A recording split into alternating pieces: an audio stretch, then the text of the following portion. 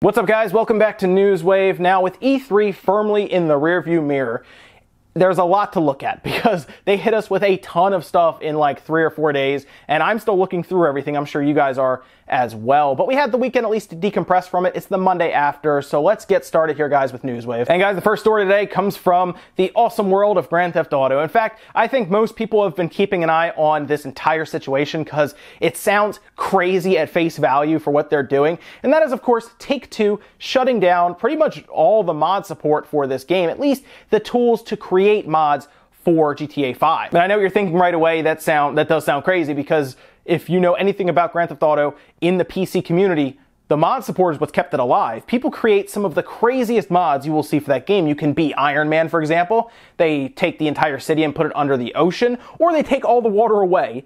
They also have a really cool mod where it kind of flips it on its ear and you're playing as the cops instead. So yeah, it makes the game last so much longer if there's mod support. But now Take-Two has this new initiative where they're trying very hard to protect their online play, probably from a lot of complaints.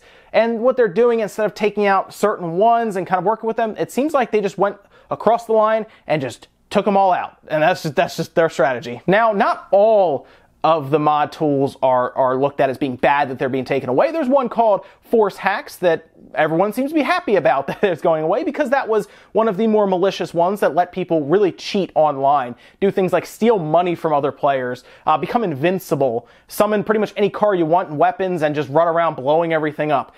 So Take-Two definitely took them down, and they actually went ahead and made them do something else, a little extra.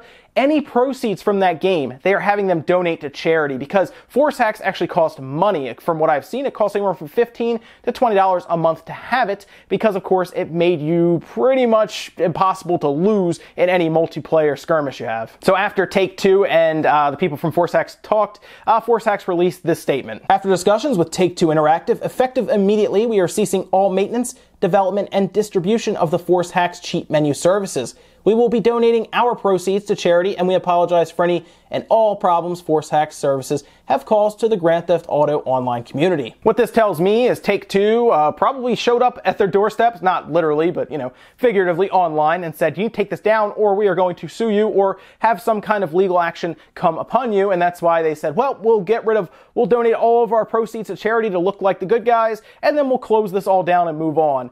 But the big one that a lot of people are really frustrated with Take-Two kind of cutting down with a cease and desist is a mod tool called Open4. It's been used since GTA 4, is used in GTA 5, and it's mostly designed for single-player mods, which is what has fans really frustrated. It was never really used effectively to cheat online. It was mostly used to design very creative ideas offline in single-player mode. And fans are not being silent at all about this situation. They've pretty much stormed Steam's review page for GTA 5 and just rained down negative reviews. I'm talking like 30,000 negative reviews, just tons of them. And now that game has gone from pretty much mostly positive or overwhelmingly positive, depending on which day you look at it, to overwhelmingly negative. Yes, that's right. And now they've also started a full petition page on change.org, getting signatures to bring back Open4, and it now has over 45,000 signatures. So yes, the fans want this back, and I think their voices are being heard, because Rockstar did put out a statement saying, Take-Two's actions were not specifically targeting single-player mods. Unfortunately, Open4 enables recent malicious mods that allow harassment of players and interfere with the GTA Online experience for everybody. We are working to figure out how we can continue to support the creative community without negatively impacting our players. And this, to me, it is a tightrope that really Take-Two is walking here, because they want to make sure everyone's happy. They want to make sure the modding community is happy, and they also want to make sure the people who play online without mods are also happy. They don't want someone to essentially mod or hack the game and then go online with an unfair advantage. I get that. That's why so many people are happy that Force Hacks was cut down. But when you have something like Open4 that has really helped sell your game, let's face it, without mod support, GTA 5 would not be as popular as it is right now, especially on the PC. That's mostly where it shines, obviously. If you have like I remember back with the PS3, for example, people were modding the PS3 and then they could use mods in GTA 4 and GTA 5, but the main modding community is on PC with Steam. and now they are having their big, really what makes them unique, kind of taken away. But I have to imagine right now Rockstar and Take-Two are figuring out a way where they can maybe incorporate an official tool, or maybe have them kind of moderated or figured out a way to make sure that everyone's happy. And that's really what they want to do. If Open 4 can be looked at and maybe fixed so that you can't modify something that can then go online, which I believe is what happened here, then it would be okay to have out there. And I think Rockstar would embrace that, definitely. They love that fans are creating for their game, and just, I mean, honestly, it's like free promotion. It's free content that makes people buy their game, so they can kind of kick their feet up, and as long as everyone's happy, more content is going out for their game without them having to pay people. The only thing that really concerns me about the situation is I'm concerned that Take-Two and Rockstar are worried about bringing Red Dead Redemption 2 to the PC with what they're seeing here, especially if they're not happy with things in Red Dead Redemption 2 being modified without their consent. I don't think that's what's happening here with GTA 5, but the fact that they are receiving as much backlash as they are has to tell them that fans love modifying these, but maybe Take-Two and Rockstar isn't the happiest. I can't imagine Take-Two is the happiest company about people modifying their code, or at least the game they're publishing. And maybe Red Dead Redemption 2 isn't announced for PC yet because of this, or maybe Red Dead Redemption itself is just a console-only game. It's so weird to see that because of how embraced GTA 5 is. It boggles the mind, but maybe this has something to do with it. Maybe they've been looking at these modifying tools for a while, and they're like, I don't know if we want people playing around with Red Dead Redemption 2. They've already cut down people's attempts at taking GTA 5 and turning it into Red Dead Redemption. There's got to be something there. It's hard to say, but we're going to keep an eye on this development and see what happens going forward, because they have to either fix it or just do something, or these fans are going to go crazy, and who knows what happens there going forward when that relationship is sour between the modding community and Rockstar and Take-Two. Then with that, guys, let's jump over to Discord on the Nintendo Switch. And this is an interesting development, right? Because we've been doing nothing but talking about this weird online chat service for the Switch where you're going to use an app separate from the system, and it's odd because the top of the Switch does show a microphone in jack, so it should have some sort of microphone capabilities, but we're not going to be using that apparently. Well, not so fast, because apparently Discord is interested in designing for the Switch. There was actually a user on Twitter, Furious, asked them, hey, what about the Switch? Can we get a Discord app for Nintendo Switch, please? We hope so. Be sure to upvote that over at feedback.discordapp.com. So this brings up a lot of questions. Discord obviously is interested. They want this to happen. They're telling people, hey, go over on feedback, upvote it, and we'll see what we can do with Nintendo. Now this is where things become interesting, because what if this could kind of fix what, these people want to do? We want to be able to chat on the Switch without having to use our phone if we don't want to. I'm sure there's people who want to use their phone. That's fine. You should have that option. But we should also have the option to not use our phone, right? To just use the Switch like most of us were anticipating well before the Switch came out and they stopped and they started talking about this phone app. Well, what if Discord came out and Nintendo and Discord worked together and made it so Discord could run in the background while you're playing a game? That sounds awesome, because then you could run everything through the system. You have one input for your headset and your microphone, and you're off and playing like any other system at this point. Let's be honest, the PS4 and the Xbox One, it's pretty easy to voice chat. But really it comes down to Nintendo's willingness to do this, and Discord also being able to work with Nintendo, because that's the question here. Would Nintendo allow this? Now, there are some weird things like the Rainway app that I figured Nintendo would have never allowed, but apparently that's happening. So who knows at this point? We're signing into Xbox Live with Minecraft and on the Switch, so why not? Why not? Why can't Discord and Nintendo get together and kind of solve the problem a lot of people are frustrated about, and at least just give us an option? I'm not even saying make it so we can't use our phones for voice chat. Give us the option, because if I don't want to use my phone, it'd be great if I could just use Discord in the background on the Switch, maybe integrate it somehow with the Nintendo Switch's games, and then I can just plug it into the system and go. So guys, you remember how weeks ago we were talking about how IO Interactive and Square were not getting along, at least to the point where Square was basically going to be cutting them loose and possibly dissolving it. They were shopping around to sell it.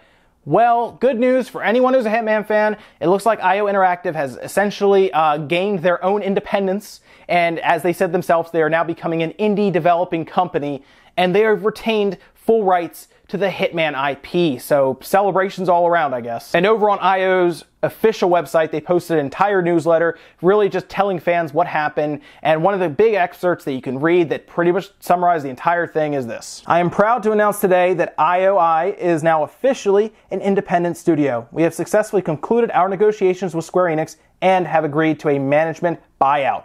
Crucially, we will keep all the rights to the Hitman IP. And right now, if you are a Hitman fan, you should be celebrating heavily because now a company that does not have a boss, for example, can now have creative freedom and take the Hitman series wherever they want. Now, they may conclude the seasons that they've basically told people they would do. I'd be more interested in them just kind of taking Hitman and doing what they want with it. You know, as creative as possible. You don't have to do this thing where you release episodes. You can release a full game if you want. I don't know what type of game they're going to release here, if they're going to stick with that structure or that payment model. But at this point, an independent studio can do what they want. So again, if you're a Hitman fan, this should be really exciting. No clue when they're going to kind of release the next Hitman game, but at least now you know there is a home for Hitman. IO Interactive is still around, and they're going to continue working on what is their, at this point, really their big showpiece IP, Hitman. You guys remember that really awesome looking Dragon Ball fighting game from E3? It was Dragon Ball Fighter Z or Dragon Ball Fighters. And it looked great, right? And it was announced for the PS4, the Xbox One, PC. It looked just like the anime. Looks like basically Marvel vs. Capcom / Guilty Gear. And it looks awesome. But there was no Switch version announced, and everyone was kind of out there saying, oh, it can't run that game. That game looks like it's too much for the Switch. Well, there was a gameblog.fr. It was a gaming website, a French gaming website, that asked system developers over at Arc Systems, well, we keep hearing it can't run it. Is that why it's not on the Switch? They said, I do not know who told you that, but there is really no question of power. We do not really encounter any difficulty with the Switch version of Xenoverse 2. I will say that if we continue to receive requests from fans, we will manage to create a Switch version also. The latter may not come out at the same time as the others, but we might consider it. And guys, you know what that means. Go ahead and start bugging Arc Systems and go ahead and start bugging Bandai Namco. Like now, go on Twitter and say, hey, where is it? I retweeted a few of them when there was like basically people were putting essentially tweets together saying, hey, everyone retweet this, favorite this, let's get this on their radar. So yes, they want to make it. They need to see that the fans want it made. So there you go. If you were an owner of the Switch or even other systems and you want it portably, let them know. They want you to tell them. So go tell them right now. Bandai Namco is probably the one you want to tell because, let's face it, they're the ones who are going to tell their employees to do it. So I would go bug Bandai Namco to death right now and say, hey, where is it? When's it showing up? And then tomorrow, when's it showing up? And just keep asking because this game looks great. I would love to see it on the Switch as well as the other consoles because then we can all have a choice as to what we want to do with it. Do we want to play it portably? Do we want to play it at home? Now, Xenoverse 2 still has not come out. So I don't know how good of a port job they have done with that one. But when it comes out and it looks good and it works, yeah, let's get that over here, guys. Let's get it done. Even if it doesn't come out at the same time. The fact that it comes out and it's portable is still a big enough deal to where for some people it'll feel new. And guys, the last bit of news today comes from Media Create in Japan. Now they of course track all of the system sales and hardware sales and software sales in Japan pretty much week to week. Every week we get more numbers, we see a cumulative total, everything. Well, they also did some math for us and told us an attach rate for the Switch, at least that they have tracked, which I believe they just track physical copies of the game. I have no idea how they'd be able to track things away from retailers on, say, the eShop or Xbox Live or PlayStation Network. But they gave us a few numbers here. The big one is that the Switch's attach rate is higher than the Wii U's attach rate at this point, which is interesting because when the Wii U launched, it had a pretty large library. But the Switch has a higher attach rate of 1.6, whereas the Wii U had an attach rate of 1.45. If they count the digital sales, I bet you the attach rate would be even higher. But right now, as it stands, physically, everyone who owns a Switch has bought 1.5. I know that sounds weird. That's just statistics. More than 1.5 games per unit. And that's a big deal. So far, that means that the games are selling. And it's interesting right now that we have a lack of third-party support completely because like the games are selling on the Switch. Now, of course, development time is going to take longer since developers have been developing some games like Shadow of War, for example, for 3+ years. So it's going to be a little while to see any big third-party announcements happen. I think year 2, especially fall year 2, we'll see way more third-party games start to really show up and be announced for the Switch as these developers have more time with their dev kit. But the attach rate is impressive. Like, it's impressive right now for a system that launched very recently. And I think third parties will take note of this, especially since the Switch keeps selling. It's not slowing down. So expect third-party games to show up in some way, shape, or form. Which ones show up? Is it the same as the others? I don't know, but expect, big companies start jumping in soon. And that's it for Newswave today, guys. Make sure you comment, like, subscribe, all that good stuff. Let me think about anything we talked about today, whether it is the Grand Theft Auto modding community that's just really mad, that had all of their tools essentially taken away from them so they can't download them and use them. Apparently, if you still have Open 4, it still works. But if you let's say you completely reload your computer or something, you've just lost it because they won't let you download it anymore. Let me think about the Switch's attach rate, or maybe you want to talk about the possibility of Dragon Ball Fighter Z or Fighters, I just don't even know how you say it, coming to the Switch, if that's a possibility, and if enough people maybe yell at them, hey, maybe they'll just bring it over, and Bandai Namco, who's already bringing over Xenoverse 2, maybe they go, yeah, go ahead and take that over as well. That's it for now, guys. I'll see you next time.